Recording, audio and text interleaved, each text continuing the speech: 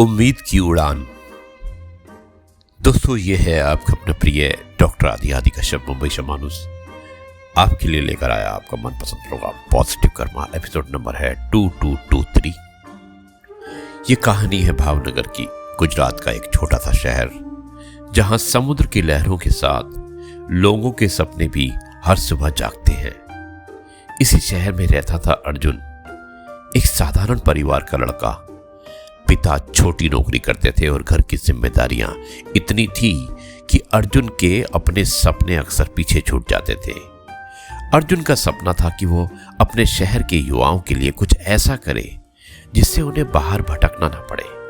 लेकिन हर बार जब भी वो कुछ नया शुरू करता, कोई ना कोई परेशानी सामने आ जाती। कभी पैसों की कमी, कभी लोगों का मजाक, तो कभी अपने ही लोगों का साथ छोड़ देना। एक दिन बहुत निराश होकर वो भावनगर के समुद्र किनारे बैठा था। उसकी आंखों में आंसू थे और मन में हार। तभी वहां एक वृद्ध संत आए और अर्जुन से बोले, बेटा, समुद्र की लहरें कभी रुकती नहीं, उन्हें भी चट्टानों से टकराना पड़ता है, लेकिन वो हर बार और ताकत के साथ लौटती हैं। जीवन भी ऐसा ही है। अर्जुन ने पूछा, लेकिन जब सब कुछ टूटता हुआ लगे तब क्या करें?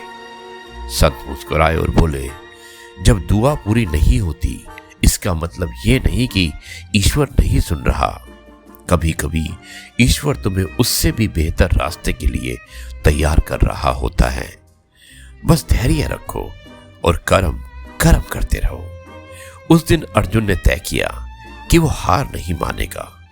उसने छोटे स्तर से शुरुआत की, लोगों को जोड़ना शुरू किया, युवाओं की ट्रेनिंग देना शुरू किया और धीरे धीरे उसका काम बढ़ने लगा। कुछ साल बाद वही अर्जुन भावनगर के यूथ्स के लिए एक प्रेरणा बन गया। जिस शहर में लोग कहते थे यहाँ कुछ नहीं हो सकता, वहीं अब नए अवसर पैदा हो रहे थे। अर्जुन हमेशा कहता था, किस्मत इंतजार करने वालों की नहीं, मेहनत करने वालों की बदलती है। दोस्तों, जीवन में मुश्किलें आएंगी, लोग आपका साथ छोड़ेंगे, कभी कभी परिणाम देर से मिलेंगे, लेकिन अगर आपका विश्वास मजबूत है और आपका कर्म सच्चा है, तो ईश्वर आपको कभी खाली हाथ नहीं लौटाता।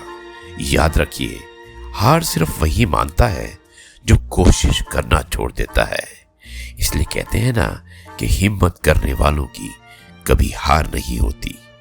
अब मैं इस कार्यक्रम को यहीं पर समाप्त करता हूं और कल आपसे एक बार फिर से मुलाकात करूंगा कुछ नई बातों के साथ। तब तक के लिए आपसे कहता हूं, जय गुरु जी, शुक्राना गुरु जी।